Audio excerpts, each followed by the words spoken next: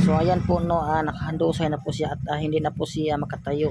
Kaya dalhin po natin niya ngayon sa sabit.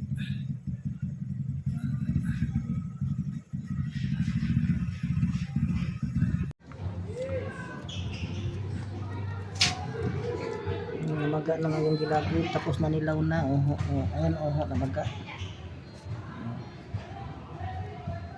Gagaling ka na.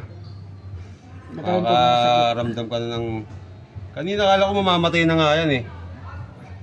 Kasi nandito nag-iingalin na sa gilid.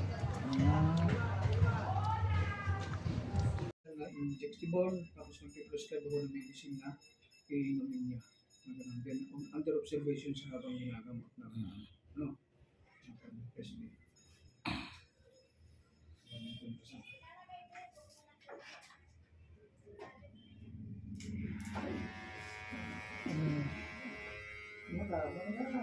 Lumalaban din yan kanina.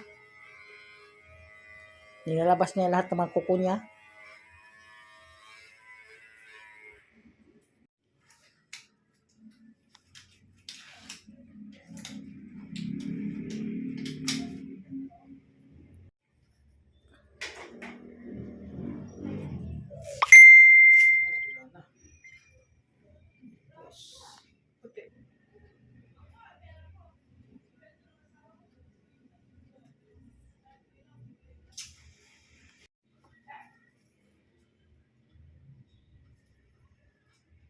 Siguro itong pusa nagtayo nun.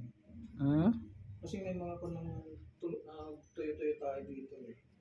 Oo nga, ang lamig kasi ng panahon. Ang lamig panahon. Kaya hindi lang ito ang pusa.